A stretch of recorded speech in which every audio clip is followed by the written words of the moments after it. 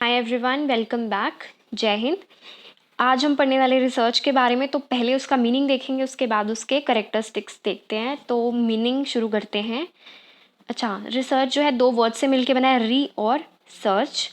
री means again and search means to find out, है ना। तो दोनों को मिला के क्या बनता है कि रिसर्च का मतलब है कि दोबारा सर्च करो, मतलब रिविजिट करो। पहले पॉइंट में कुछ था ही नहीं। दूसरा पढ़ते हैं। Research is organised and systematic study of materials and sources. इसमें क्या होता है कि एक सिस्टमेटिकली आप चीज़ों को पढ़ते हैं, समझते हैं, जिनसे आप नई चीज़ों को डिस्कवर करते हैं, नई चीज़ों की खोज करते हैं। जो आपने खोज करी, जो आपने इंफॉर्मेशन इकट्ठी करी, उनसे आप नए तथ्यों को इस्टेब्लिश करेंगे, नए फैक्ट्स को इस्टेब्लिश करेंगे, ताकि आप किसी कंक्लूजन तक पहुंच पाएँ लास्ट में। समझ में आई ये बात। अगला पॉइंट क्या कहता है कि it involves the collection, organisation and analysis of information. अच्छा, हमने सिस्टमैटिक स्टडी ऑफ मटेरियल है, ये तो हमने पढ़ लिया। और रिसर्च साइंटिफिक अप्रोच भी होती है, ठीक है। सब कुछ एक प्रोसीजर के हिसाब से फॉलो किया जाता है ना। पहले आपने डाटा कलेक्ट किया, उसको अच्छे से ऑर्गेनाइज किया। क्यों करते हैं हम ये सब? ताकि हम बेटर अंडरस्टैंडिंग पा सकें किसी भी टॉपिक पे या किसी भी इशू पे।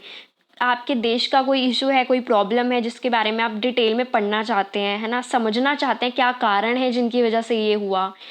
रिसर्च में होता ही क्या, हम प्रॉब्लम का सॉल्यूशन ही तो ढूंढना चाहते हैं, ठीक है। सो ये है। अगला क्या है, एक सिस्टमेटिक एफर्ट है जिससे हम गेन करना चाहते हैं नई नॉलेज, अपनी नॉलेज को एनहांस करना चाहते हो। रिसर्च एक्चुअली एक जर्नी है डिस्कवरी की। आप खोज के रास्ते पे निकल जाते हैं। रिसर्च का मतलब ये है कि पुरानी चीज़ों पे या तो वो कर लो, पुरानी चीज़ों को पढ़ लो, जिसको हम हिस्टोरिकल वो बोलते हैं, हिस्टोरिक रिसर्च बोलते हैं। वो हम आगे टाइप्स में पढ़ेंगे, ठीक है, क्या होते हैं टाइप्स रिसर्च के। अभी के लिए इतना ही जानना बहुत है कि रिसर्च है क्या, ठीक है। इतना आई होप समझ में आ गया हो। आगे बढ़ते हैं कैरेक्टरिस्टिक्स की तरफ। तो पहला कैरेक्टरिस्टिक है ऑब्जेक्टिविटी। इसमें इतनी सी चीज़ है, मैंने पॉइंट्स लिखे हैं, अगर आपको डिटेल में लिखना है तो आप नोटबुक पे लिख सकते हैं, जो मैं भी बोलूँगी। ऑब्जेक्टिविटी में क्या है कि जो आपकी रिसर्च है वो फ्री होनी चाहिए फ्रॉम ऑल बायसनेस। कहने का मतलब इतना है कि जो आप मानते हो, आपकी धारणाएं हैं, जो आपके बिलीव्स हैं, ठीक है, जो भी आपकी प्रेफरेंसेस हैं, वैल्यूज़ हैं, आपने उनके बेसिस पे अपनी रिसर्च का कंक्लूजन नहीं देना है। जो असली में इंफॉर्मेशन से निकल के आए हैं ना, फैक्ट्स, उसको मान्यता देनी है। इतना सा कहने का मतलब है। क्या बोलते हैं कि ऑब्जर्वेशन जो है आपकी, वो अनअफेक्टेड होनी चाहिए by the observers values, beliefs and preferences, ठीक है। आपको अपने हिसाब से नहीं, जो आप मानते हो वो नहीं आना चाहिए रिजल्ट में। जो असली में निकल के आया है रिजल्ट में, फैक्ट्स में, आपको वो लिखना है रिसर्च में। अगर एग्जाम्पल लेते हैं हम, अगर जो भी आपने डाटा इकट्ठा किया उसके हिसाब से आंसर आ रहा है 200, वैसे एग्जाम्पल लेके चलो कि 200 निकला है कुछ, लेकिन आपको लगता है नहीं 100 होएगा, तो आपको 100 को नहीं मानना, क्योंकि वो आपकी धारणा है कि 100 होगा। जो आया है 200 आया है फैक्ट्स के हिसाब से, तो 200 ही होगा, 100 नहीं होगा। तो आप क्या समझते हो? वो नहीं होगा यहाँ पे। जो असली में आया है इंफॉर्मेशन देख के इंटरप्रेट करने के बाद, वो होगी, तभी वो एक बढ़िया रिसर्च कहलाएगी, ठीक है। अगला पॉइंट क्या कहते हैं, रिलायबिलिटी। रिलायबिलिटी में क्या है सॉरी, रिलायबिलिटी कहती है कि सिमिलैरिटी इन रिजल्ट होना चाहिए। मतलब कि क्या है, अगर आपने सामने वाले से, मैं एक रिसर्चर हूँ, मैंने सामने वाले से पूछा कि आपके घर में कितने लोग हैं, उसने बोला 5। अगली बार मैंने थोड़े दिनों बाद दोबारा पूछा कि कितने लोग हैं, उसने बोला 10। मैं कहा भाई ये क्या कर रहे हो? मतलब कहने का मतलब है, जो बंदे ने पहली बार बोला ना, उससे मैं अगर 10 बार भी पूछूंगी उसका आंसर सेम होना चाहिए। यही होती है रिलायबिलिटी। मींस रिजल्ट्स में सिमिलैरिटी होनी चाहिए, अदरवाइज कंसिस्टेंसी खत्म हो जाएगी आपकी, ठीक है। रिलायबिलिटी का मतलब ही क्या है कि सिमिलर रिजल्ट्स आने चाहिए। आप चाहे 100 बार एक्सपेरिमेंट करो, आपके रिजल्ट हमेशा सिमिलर आने चाहिए, तभी वो रिसर्च जो है बढ़िया होगी। नहीं तो कोई ना कोई दिक्कत है, मतलब उस रिसर्च में। आई बात समझ? ओके।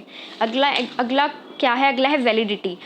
रिसर्च मेथोडोलॉजी के टर्म में अगर हम बात करते हैं वैलिडिटी, तो इसका मतलब ये है कि जो भी आपका मेजरिंग टूल है या मेजरिंग डिवाइस है, वो तभी वैलिड कहलाएगी जब वो वही चीज़ मेजर कर रही है जो उससे एक्सपेक्ट किया जा रहा है कि वो करे। वो सिर्फ तभी वैलिड कहलाएगी जब वो वही मेजर कर रही है जो उससे एक्सपेक्ट किया जा रहा है कि वो करे। वैलिडिटी का मतलब आई होप क्लियर होगा, ठीक है। अगला पॉइंट है एक्यूरेसी। एक्यूरेसी में इतना सा है कि एक्यूरेसी का मतलब ही क्या होता है कि कोई स्टेटमेंट या कोई चीज़ कितनी करेक्ट है, कोई चीज़ 10% सही है या 100% सही है, यही होती है एक्यूरेसी, कितनी कोई चीज़ एक्यूरेट है। ठीक है, कि आप डायरेक्टली कंक्लूजन्स तक तो नहीं पहुंच गए हैं, कोई उसमें कोई कितनी चीज़ एक्यूरेट है, कितने % एक्यूरेट है, उसके हिसाब से, है ना। आगे है क्रेडिबिलिटी। क्रेडिबिलिटी का यहाँ पे मतलब है कि किस एक्सटेंड तक आपकी चीज़ या आपका रिसर्च जो आपने की है वो बिलीवेबल हो या अप्रोप्रिएट हो, मतलब कितनी उसकी, जैसे हम बोलते हैं सामने वाले को कि इस इंस्टीट्यूट की या इस चीज़ की कोई इतनी क्रेडिबिलिटी या वो नहीं है ना। क्या माना जाता है इससे कि ये रिसर्च जो बंदा कर रहा है ये कितना बिलीवेबल है, हम किस हद तक इस पर बिलीव कर सकते हैं, भरोसा कर सकते हैं। समझ में आई ये चीज़? हाँ, मैं दोनों पॉइंट दोबारा एक बार बता देती हूँ। एक्यूरेसी का मतलब है कि कोई स्टेटमेंट या कोई कुछ कितनी एक्यूरेट है, उसमें कितनी सच्चाई है। क्रेडिबिलिटी का मतलब है कि उस चीज़ पे हम किस हद तक भरोसा कर सकते हैं, कितनी वो बिलीवेबल है, राइट। वैलिडिटी का मतलब था कि जो हमारी मेजरिंग डिवाइस है वो जो वही काम कर रही है जो उसे एक्सपेक्ट किया गया है, तभी वो चीज़ वैलिड होगी। ये मैं आपको रिसर्च की टर्म्स में वैलिडिटी का मीनिंग बता रही हूँ। ठीक है, रिलायबिलिटी हमने देख लिया। रिलायबिलिटी था कि सिमिलैरिटी होनी चाहिए रिजल्ट्स में। ऑब्जेक्टिविटी का मतलब है कि आपकी पर्सनल बायसनेस नहीं आनी चाहिए जब आप रिसर्च कर रहे हो। ठीक है, तो इसमें इतना ही है, और भी काफ़ी पॉइंट्स हैं रिसर्च के कैरेक्टरिस्टिक्स में, मैं आपको बता देती हूँ। रिसर्च जो है एम करनी चाहिए एट सॉल्विंग अ प्रॉब्लम। कोई, जो मैंने पहले बताया था कि कोई प्रॉब्लम है उसको सॉल्व करने के लिए आप रिसर्च करने की कोशिश करते हैं, रिसर्च करते हैं। ठीक है, रिसर्च करने के लिए आपको बहुत बढ़िया स्किल्स होने चाहिए आपके पास और एक्सपर्टाइज होनी चाहिए। ऐसे कोई भी नहीं कर सकता, क्योंकि कोई ऐसे घर का काम तो है नहीं कि सोचा उठाया कुछ और शुरू कर दिया, नहीं। एक लॉजिकल तरीका होता है रिसर्च करने का। ठीक है, स्किल्स चाहिए, प्रोसीजर फॉलो करना होता है क्योंकि, और वो साइंटिफिक प्रोसीजर होता है जो आपको फॉलो करना है। ठीक है, तो ये चीज़ें हैं आपकी रिसर्च में। अगर कोई प्रॉब्लम है तो आप मुझे पूछ सकती हैं। बाकी तो हाँ ठीक है, थैंक यू।